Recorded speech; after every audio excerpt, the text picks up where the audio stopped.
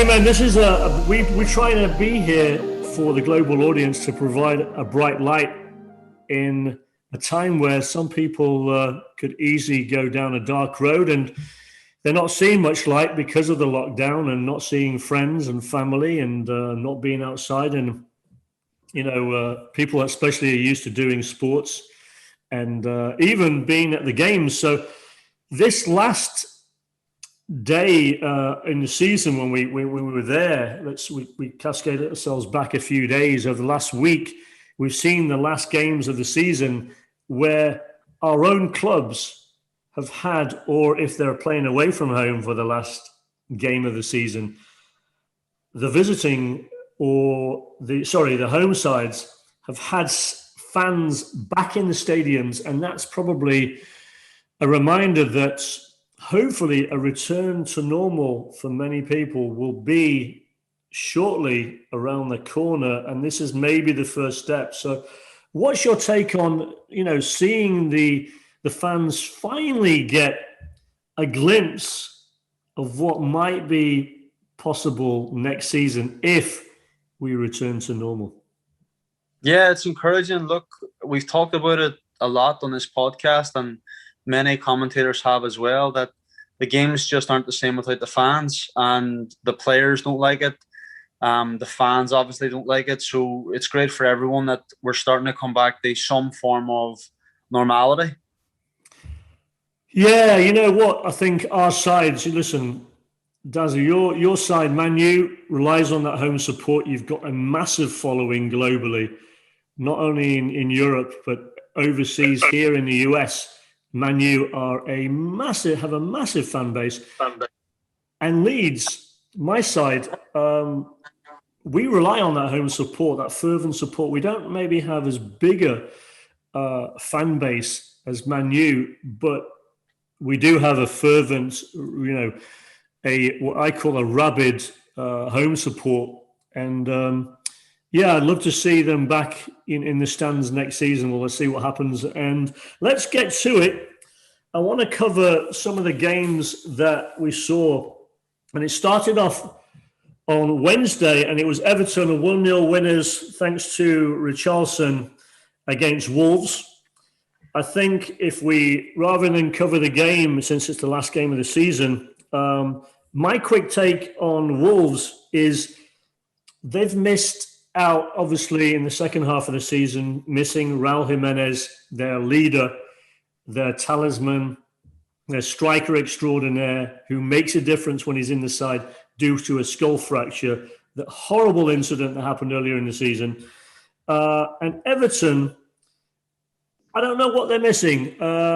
When they are on, they can compete with any top six side. They've got the Richarlison. They've got Calvert-Lewin, who earlier in the season made a difference, ended up as one of the top striker scorers. However, lost his way in the last part of the season. What's your take on those two sides? And going forward, what do you see for both of their sides? Let's start off with Everton and then Wolves. Well, both of the sides have really progressed within the last couple of years. And this season, I've been impressed by both of them. So if you're an Everton or Wolves fan, I think it's an exciting time. Wolves have a lot of young players. They missed Jimenez whenever he got injured, but the young guy up top, Fabio Silva, has done very well. I think Adama Traore could be a target for so-called bigger clubs. I think Man City would be wise in signing him because he has the physical attributes to be extraordinary, and Guardiola can make a player out of him. But they have a lot of speed. Wolves. They have a lot of flair, but it's just getting that consistency. And then with Everton, I called it wrong. I thought Everton would sneak into the top four a few months back. I called that, and it hasn't happened. So I think with Everton, they need a couple of major signings, people who have a higher profile, and Ancelotti has that ability to bring players from the continent over and really make Everton push the likes of Liverpool and Chelsea. Yeah, I agree with you, Dazza, on that, because earlier in the season when Calvert-Lewin was banging the goals in, what was it, like 9 out of the first 10 games or something like that? And he was on extraordinary pace, and then he just fell off a cliff. And James Rodriguez, I don't think performed what I thought he was going to perform, because up front they've got Richarlison, they've got James Rodriguez, they've got Calvert-Lewin, and they've got Sigurdsson. You would think they've got this dynamic presence to score a ton of goals, and they really haven't done it other than Calvert-Lewin. Now, Wolves, Raul Jimenez into the equation makes a huge difference. You mentioned the youngsters. Silva, I love, like you said. And also, towards the end of the season, they had Gibbs-White. And I think Morgan Gibbs-White, is another potential young player up front that could be a difference maker next year. But I do agree with you. I think Traore leaves. Love to see him at Leeds. I think he goes to a more higher profile club, maybe a top 4 club. And I actually think he would do okay at Man U, but I'm not sure you'd agree on that one. I think he'd do okay over there. What's your take on him joining Man U, maybe? Look, I would love him to sign for Man U, but I'm just thinking from a neutral perspective and the track record that Guardiola has in developing players and making players better. And Traore is a physical specimen, so it would be a better fit for him. And United look close to signing Jadon Sancho, which would be an amazing signing. So that would fill a hole there. Yeah, Jadon Sancho, before we move on, oh man, he would be some signing. That kid has bags of talent, can bang the goals in. Great signing. So I hope that comes across the line, because that's been bantered across the airwaves for the last few months about that happening. So if they can get that across the line, Man U will be looking good. Let's move on to the next game. Newcastle surprising not many people by winning 1-0 at home over Sheffield United, the relegated side. Scorer was Joe Willock. Quick thing on Joe Willock. I love this kid. Joe Willock, in the last third of the season, seemed like he was scoring like nearly every single game. He's a young striker. He's great moving off the ball. I predict big things. I don't think Joe Willock stays more than this summer at Newcastle. Take on Joe Willock, and do you think he leaves Newcastle? Well, he's on loan from Arsenal. So I didn't even realise that, yeah. So he goes back to Arsenal, and he goes back brimming with confidence. I think he's equalled a Premier League record. I think it was Alan Shearer's record, the amount of goals consistently scored. So he's been absolutely unbelievable, especially his goal last weekend where he picked it up near the halfway line and he drove with so much power. So he's got a lot of potential. And sometimes as a young player, when you leave your parent club, you get a new lease of life. And if he brings that form back to Arsenal, then Arsenal have a player that's going to deliver for them. Yeah, and I think Newcastle has a great fan base up there that have really sort of welcomed him, even though they weren't in the stands. I think maybe Newcastle was a good fit for the loan. Thanks for filling me in on that. I didn't realise he was an Arsenal loanee, but big things for Joe Willock. I predict that. I think hopefully a club maybe look to contact Arsenal and poach him, because I think he would be a great addition anywhere in the top 6 sides. Next game, the faltering Spurs lost 2-1 at home to Aston Villa. Two sides seemingly going in different directions, potentially. The reason why I say that is both disappointed in the last part of the season, however, for different reasons. Spurs are probably going to lose Harry Kane. That we probably think right now that Harry Kane... Listen, Man U would love to have Harry Kane. Manchester City, any of the top sides, Liverpool. He could be going overseas, we don't know.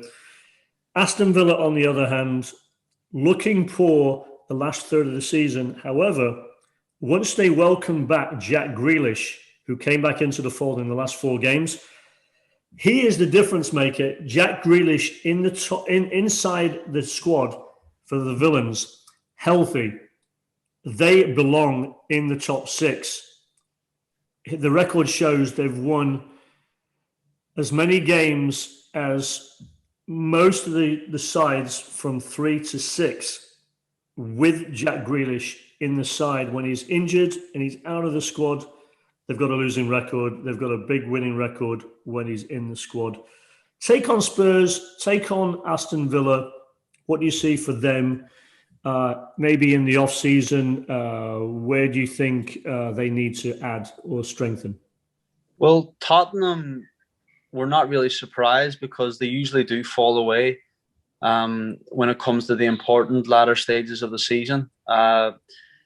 Mourinho had a state of play that wasn't really working, and Ryan Mason has came in to steady the ship now. So I'm sure Tottenham will be looking for a more high-profile manager because Mason is so inexperienced at that level. With regards to Harry Kane, I would love to see him at Manchester United. It's going to be difficult for him to leave Tottenham because he's been there all his life. But I think with Tottenham, you kind of expect it now at this stage. They have a good start and then they usually fall away and don't really win any trophies. So that's where I put them.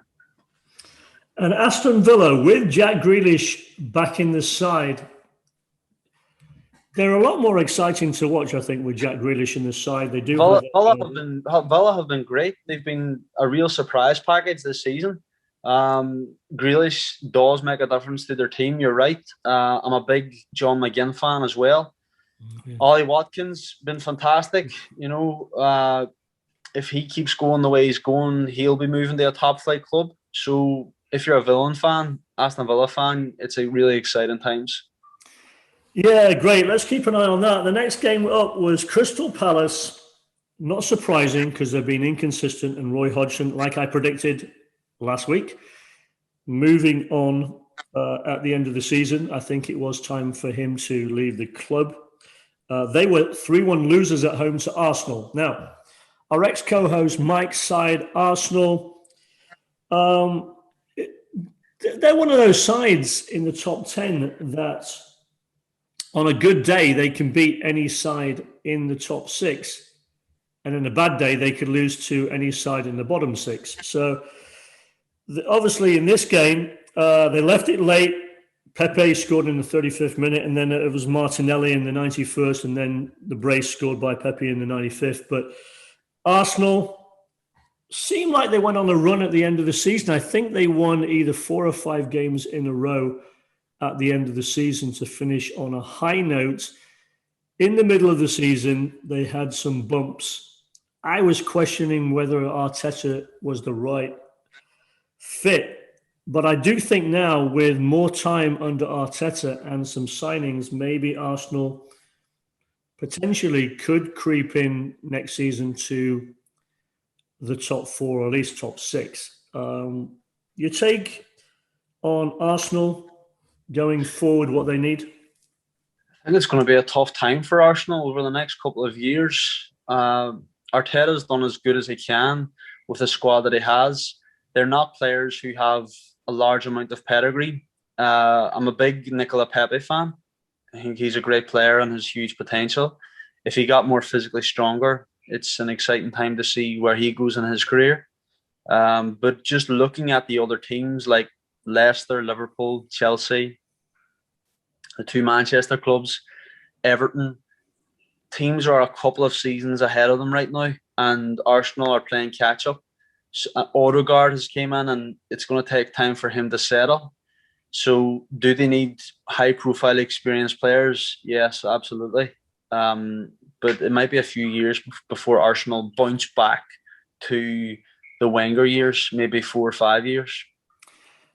You know, I'm not sure. I agree on some of your points, of course. But I think if they have a strong transfer window, but that being said, historically, Arsenal have not splashed the cash that they need to. They don't spend like the other top sides do. And they would, I would back up what you said. I think they need some pedigree players. If they don't bring in 5 quality signings on the minimum, I think that maybe they might struggle to just get inside the top 6. I think. Well, they were spoiled 4. with Wenger. Wenger was an unbelievable manager. He was a chairman's dream. He was a club's dream.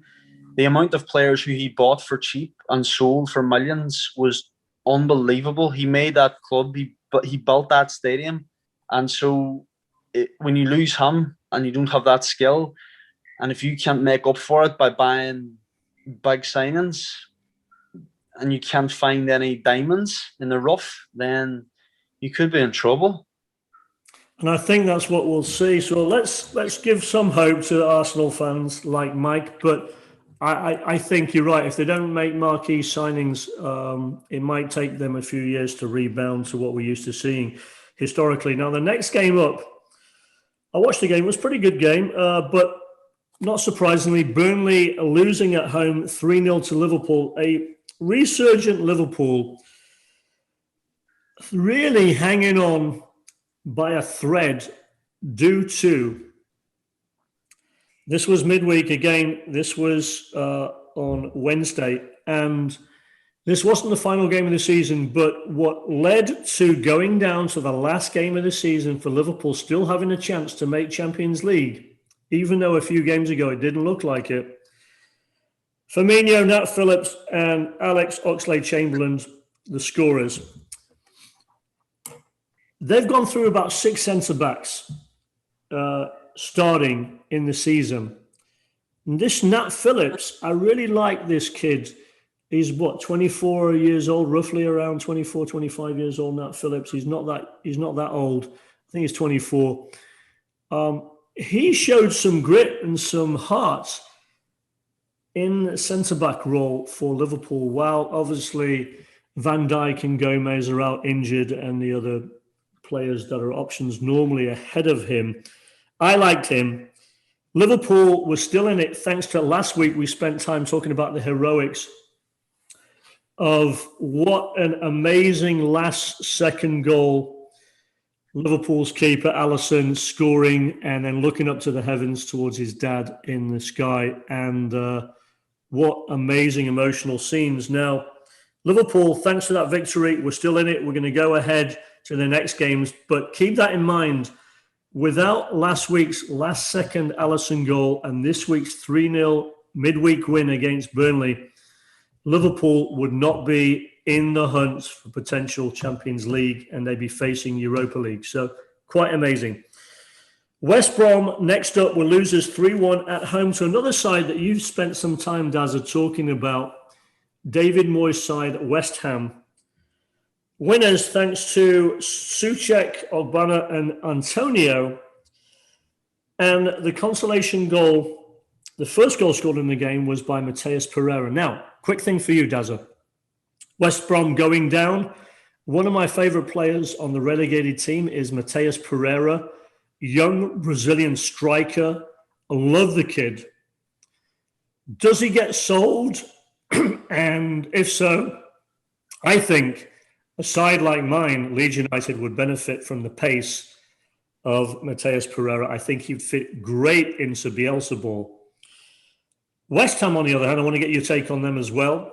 Souček, love the guy, hardworking, industrious.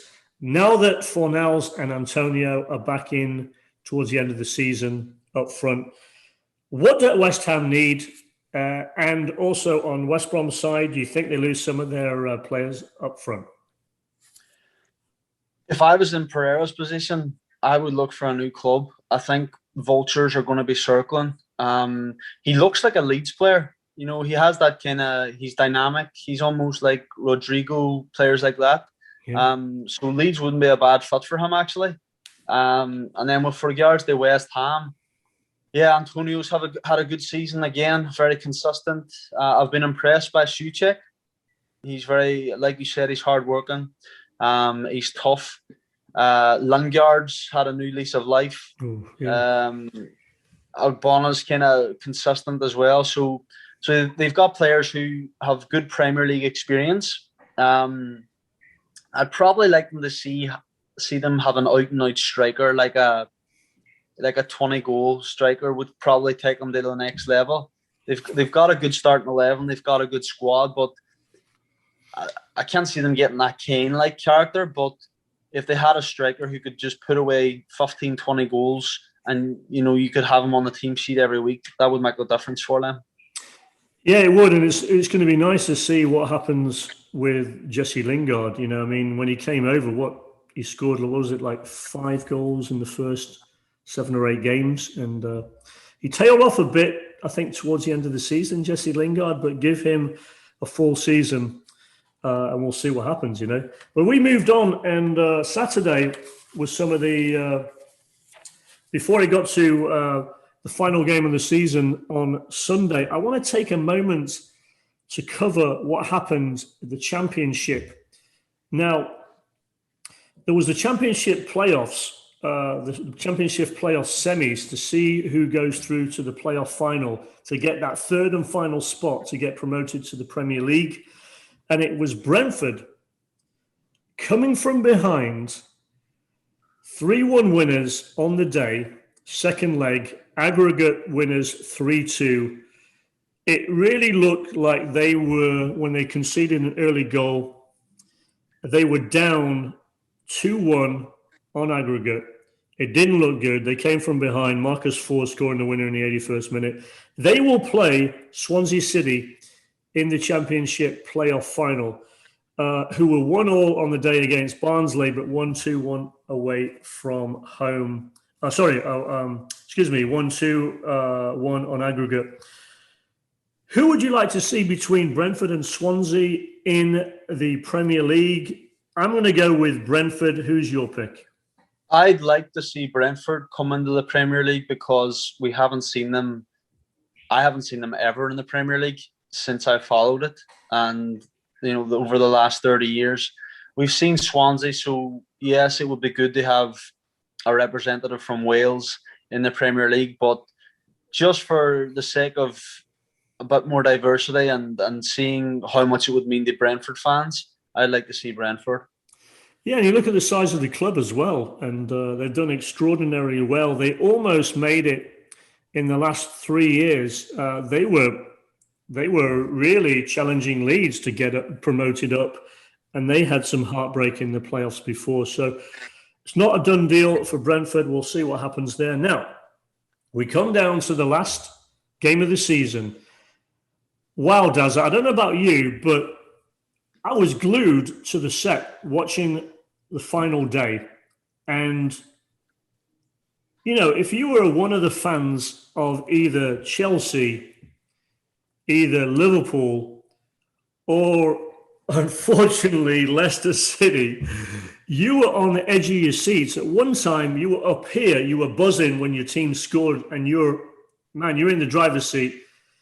You're going to Europe, Champions League. The next minute, you give up a goal, you're not going to Champions League, or you're challenging sides that are chasing Champions League just scored, and now you're not going. So were you glued to the set? Were you having the same reaction I was? It was like, what a crazy last day. It was amazing. It really was hugely disappointing for Leicester, and I did not expect Liverpool to finish third. So considering the season that they've had, then I think third is a good result for them in the end. Amazing. What was it at a time? I think when you, myself, and Mike, our ex-co-host, Mike Sutton, we were talking the games earlier in the season. It was maybe, I don't know, 10 games in, maybe 15 games in, and Liverpool were missing at the time 10 starters, including Van Dijk and Gomez, and the list just went on. And I'm thinking, how are they going to make it through the season? It was just getting ridiculous. So to finish third, unbelievable achievement when it looked like a few weeks ago they would be lucky to even make Europa League. So incredible. Let's go through the games and make some comments here. Arsenal, 2-0 winners at home to Brighton. We just talked about Nicola Pepe, so we know about Arsenal there. Not a big surprise. Here's one of the surprises. And this, it was a bit, it really came down to goal difference on this one and results going the other way. Chelsea lost 2-1 away from home to Aston Villa.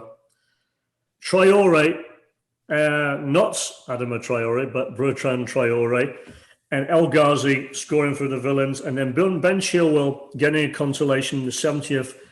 I never get this right.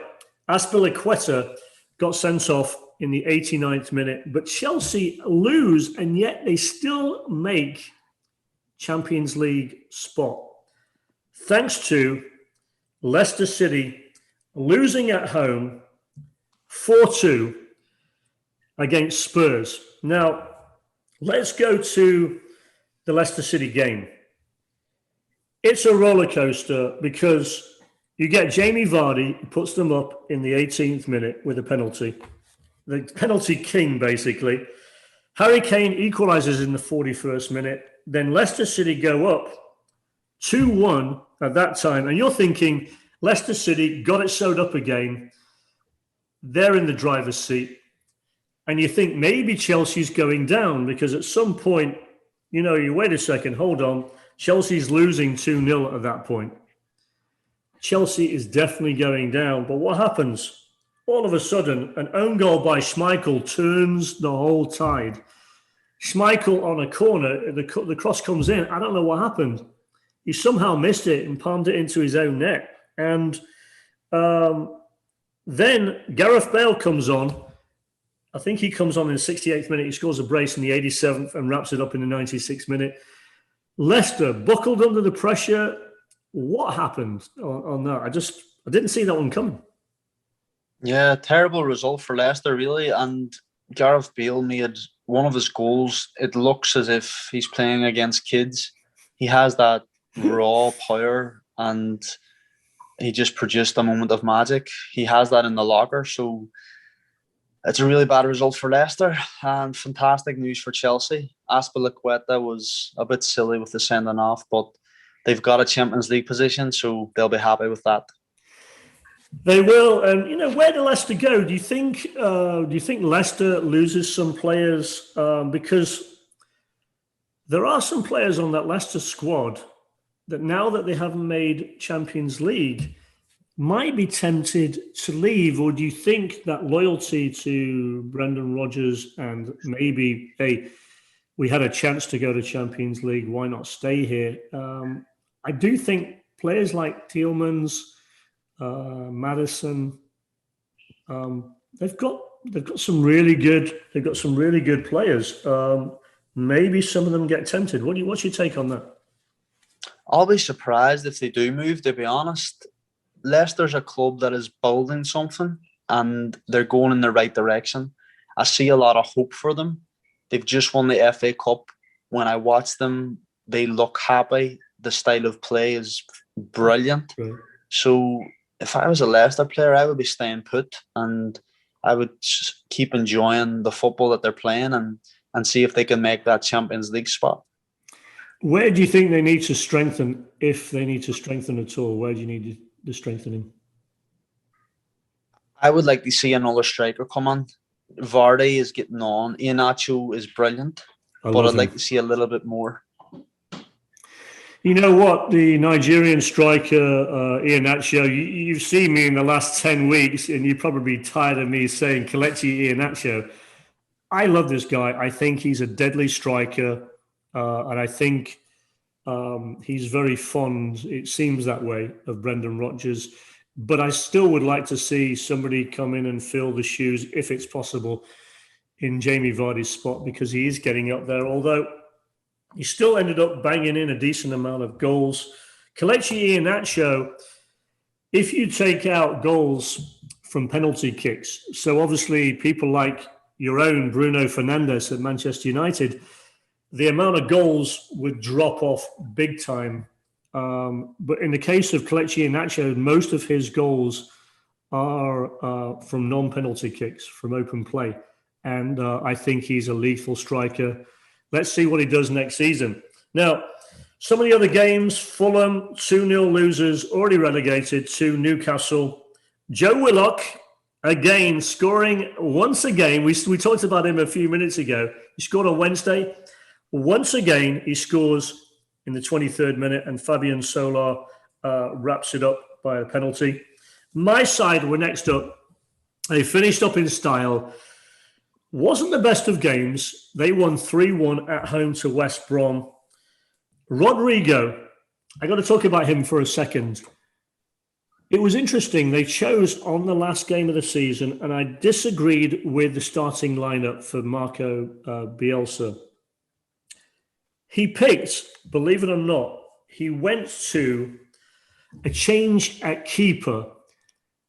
And I'm not a fan of putting Casillas in goal. For us, Casillas has been, I think, a disgrace to the club when he was accused of racism. I strongly disagree with Bielsa staying by his side. I think you, rather than give the last two games to Casillas, pay homage to the youngster, Ilan Meslier, who did a fantastic job. I'd say young keeper of the year in the Premier League, easily. Young keeper. I don't think we should have started him. However, we did give a departure farewell starts to two of my favourite players, Gaetano Berardi, and of course, Pablo Hernandez, who has been an absolute godsend to Leeds. Really instrumental in getting us promoted last season from the Championship. Leeds win 3-1. Rodrigo Phillips with a beautiful penalty curled into the corner. Bamford doesn't start, comes on in the second half. He gets a penalty. Kanu gets a consolation in 90th minute. Mateus Pereira didn't start. I don't know why. Rather than go over the game itself, what do you think about my critique about Bielsa standing by and starting? I'm still scratching my head. A goalkeeper that, in my eyes, doesn't belong on that bench. He should have left the club a long time ago. And Leeds looking good for next season, I would think, if we get a strong transfer window. Yeah, absolutely. Leeds are looking very well. They're an exciting, dynamic team. And with regards to Casillas, in my opinion, there should be zero tolerance against racism. If he started in the last two games of the season, and those racist allegations are not found to be true, then there's nothing wrong with that. But from my point of view, there should be no tolerance against that. Yeah, there should be no tolerance. Listen, whether or not none of us were there, we don't know what was said between him and the player that was involved in the altercation. He was found a year ago to be guilty. He was suspended for those games. He gave Meslier a chance, and Meslier took it. And look what's happened to Meslier. It's been the best thing that ever happened to him.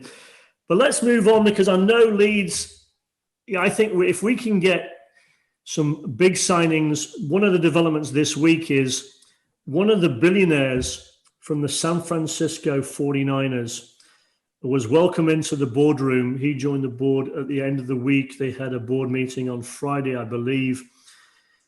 It gives a signal that maybe San Francisco 49ers, since this guy is from a billionaire family, and he was welcome onto the board on Friday, that maybe there's potential for a movement for San Francisco 49ers to invest even more. Does that mean a complete takeover? I don't know. Or just to increase their percentage of share. But if they do that, I think Leeds will eventually splash the cash. I still want to see Radrazani stay with the club, retain a major control, and we'll go from there. Now, Liverpool, I wasn't sure. I was a bit nervous because I thought that Liverpool would win, which they did against Crystal Palace 2-0. Sadio Mane with the brace. But it wasn't the most convincing win. They had tons of possession. When it was just 1-0, I thought Crystal Palace were only a shot away from tying it up. However, thank God for Leicester losing for Liverpool fans. They go through to Champions League. Man City 5-0 winners, finishing on a high, destroying an Everton side that's not bad on paper. One of my players of the year, didn't feature in a lot of games, but he shows how much reliance Kevin De Bruyne is the best assist man, I think, other than, say, Harry Kane, maybe Bruno Fernandes, in the Premier League. I think he's the most vital player for any side in the Premier League, Kevin De Bruyne. Gab Jesus, Foden, and Aguero in a fitting send-off with a brace, which produced tears, literally tears from Guardiola in the interviews post-match. Aguero, quick comment, Dazza, on Aguero's contribution to City's side in his career at Manchester City and the importance of Kevin De Bruyne in Man City's side. Oh, both players, world-class players. De Bruyne is my favourite. His ability to cross and pass the ball and shoot is second to none. And what more can you say about Aguero? Premier League legend, shows up, delivers every time, just broke the record for the most amount of goals scored by one club in the Premier League. So a legend, and it's good to see him score 2 goals in the final day of the season. And beautifully taken goal. He's so incisive. He's so incisive as well, isn't he? He's what a finisher. He reminds me of a continental, poacher, Robbie Fowler, but a lot more skill, I think. But, when he gets the chance, he takes it. He doesn't usually miss. He's had his injury problems this season, but literally came back into the fold towards the end of the season. Everton, just a bad game. 17 shots for Man City versus 5 shots for Everton, 68% possession, nothing more to say. Sheffield United, surprising last day, 1-0 winners against Burnley. Burnley, I sometimes scratch my head at. There is a bright spot. There's a youngster called Daniel Jebison for Sheffield United. I love this kid. Up front, plenty of pace, good power in both left and right foot. There was rumours that maybe Manchester United might be looking to take him on. He's a youngster. I think he's around 21 years old. Have you seen Daniel Jebison? He looks sharp. He looks very sharp. I've been really impressed by him. But for his own development, I think he should stay at Sheffield United. Give him another year in the Championship so he can play more games. He'll be fine. But it's difficult if a big club like Man United comes sniffing for him. It's difficult to turn down. Yeah, and whether or not he'll just sit on the bench and occupy space once he does that, because you've got so much depth, we'll see on that. West Ham United do finish up in style. Another victory. 3-0 winners at home to Southampton. Fornals Declan Rice. They looked really good. We've talked about them already. Then Wolves, 2-1 losers at home to your side, Dazza, Manchester United. I got to say, this young guy, you made wholesale changes on the starting 11, and Solskjaer went for the youngster, Anthony Elanga, with a bullet of a header in the 13th minute. Love this kid. Where does he come from? He's amazing. And Mata, out of the blue, gets a rare start, and he scores in the 4th minute of added time in the first half through a penalty. After Semedo had made it 1-1 for Wolves. So, big changes. Now, you started Tellez. You started Elanga, Daniel James and Mata. And you had Tuanzebe also starting. So, no Rashford, no Bruno Fernandes, no Pogba, no Cavani. You didn't even have Greenwood start. So, interesting changes. Do you think he was just giving some of the youngsters a chance to maybe, give some playing time? What was the strategy? I think it was fair enough. I think it was fair enough. He had one eye on the Europa League Final, and he thought he'd give young players a chance, and it paid off. The young striker looks great. It's good to see Mata back as well, because he's a fantastic player. So, no, I think he had one eye on the final, and he wanted to give guys a chance, which is fair enough. What's your take on Elanga? I thought he looked lively. I think he's got great pace, and what a bullet of a header that was. Do you think what happens with him, do you think, next season? Do you think he still occupies the bench because they've got so many options up front?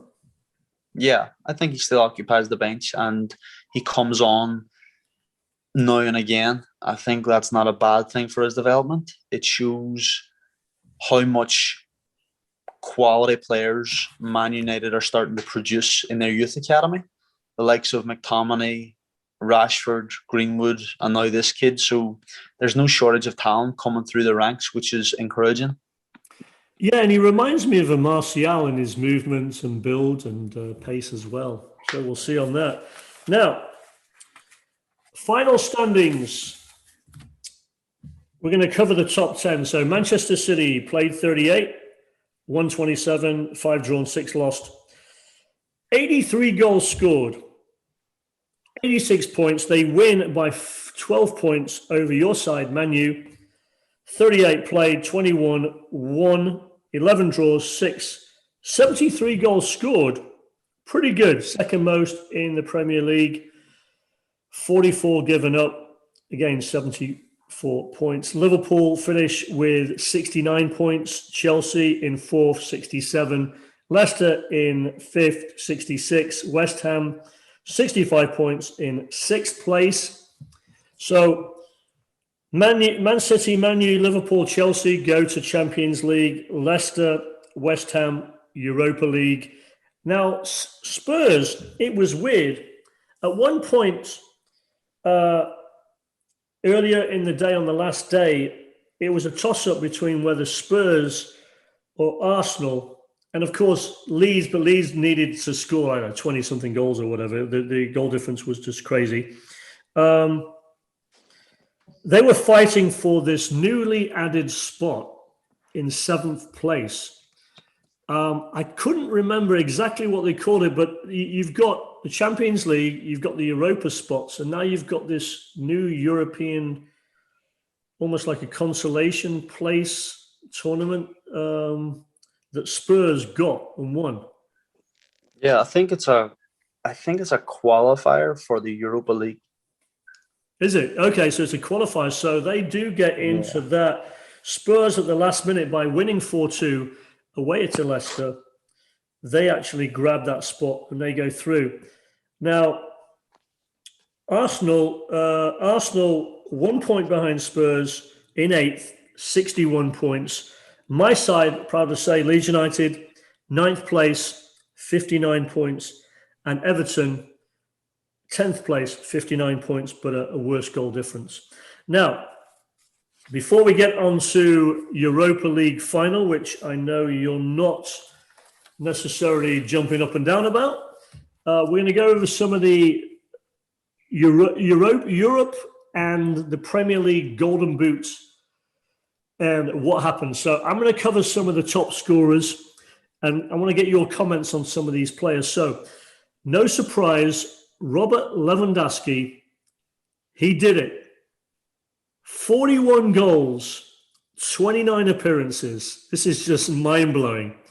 41 goals in 29 matches in the Bundesliga. I know people make fun of the Bundesliga in terms of depth and competition, but it's still a top league.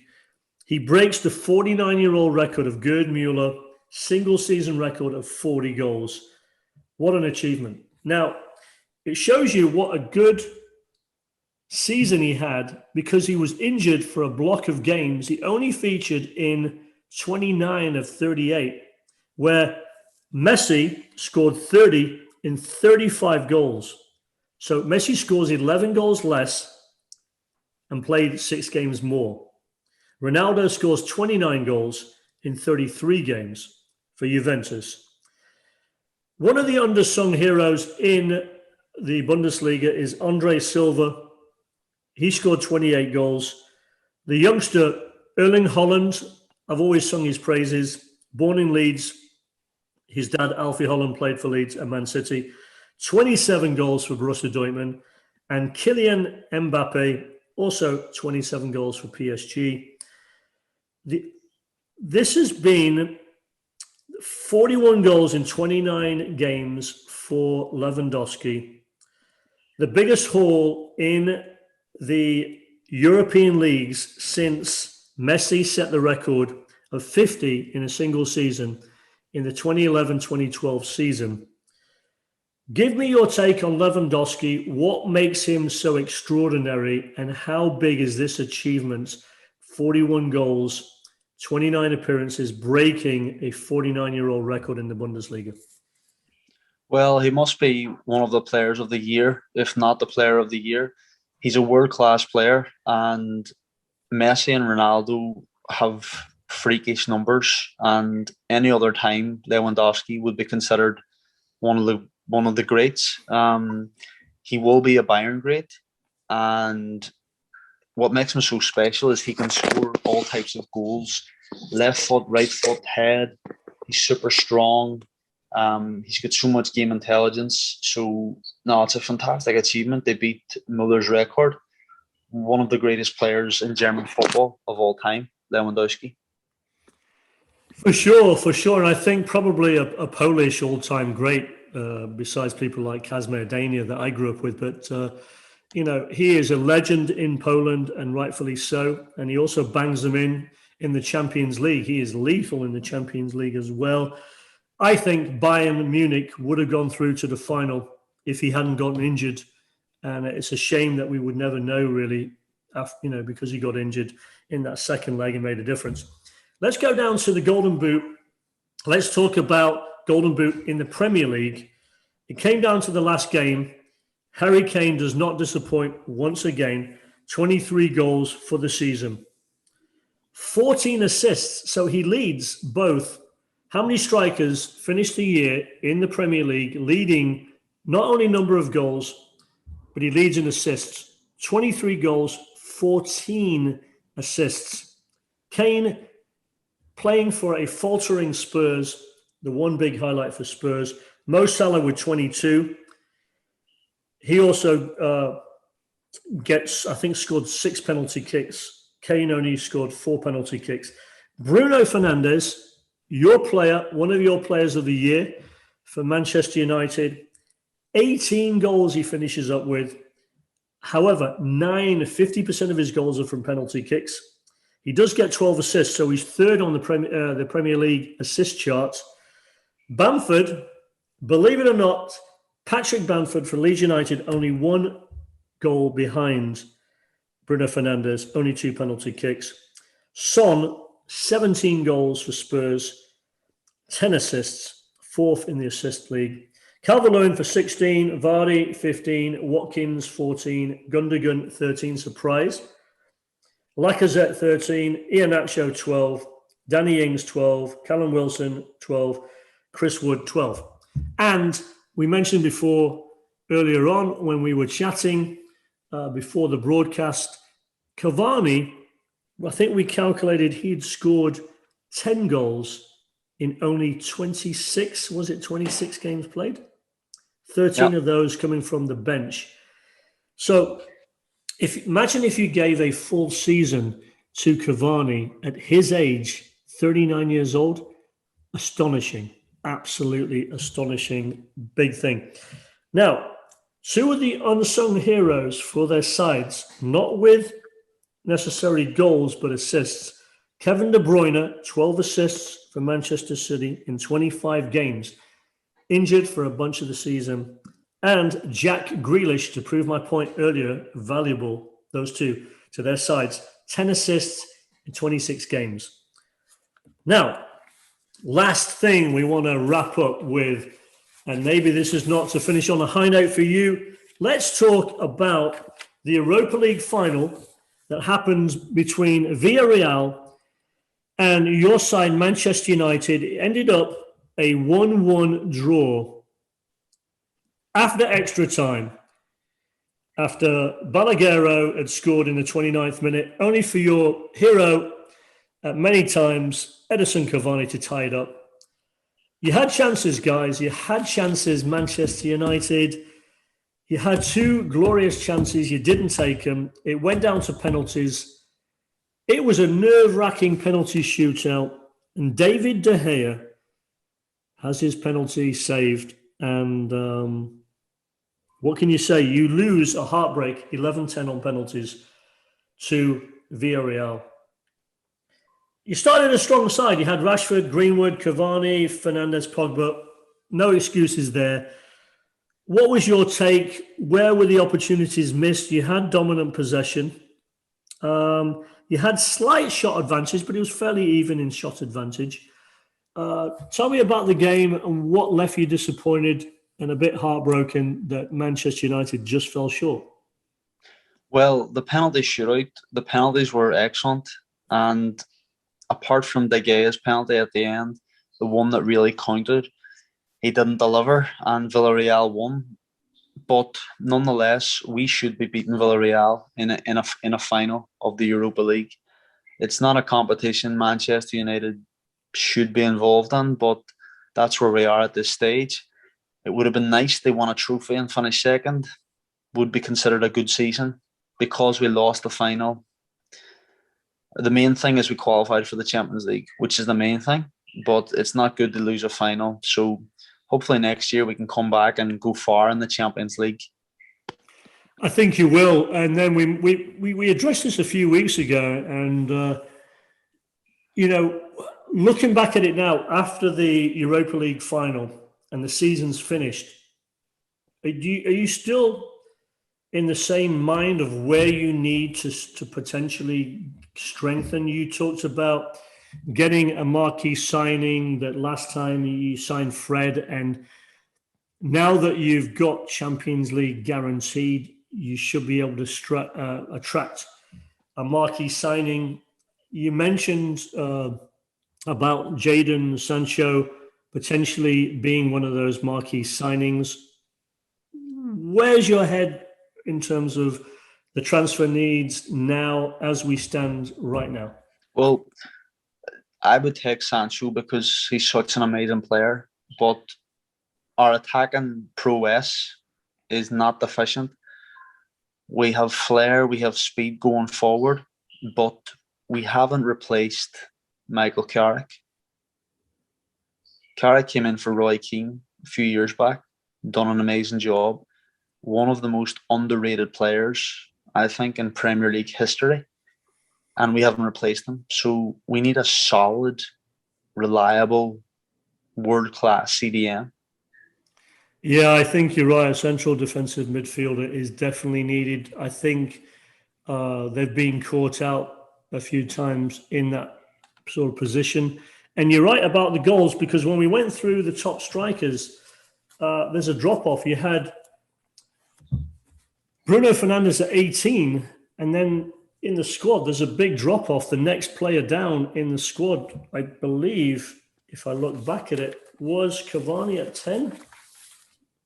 Maybe Greenwood around there, but you need to have at least, I think, a couple of strikers banging in somewhere between your lead striker about 20 or more, and then you need to have another striker at least scoring minimum 15.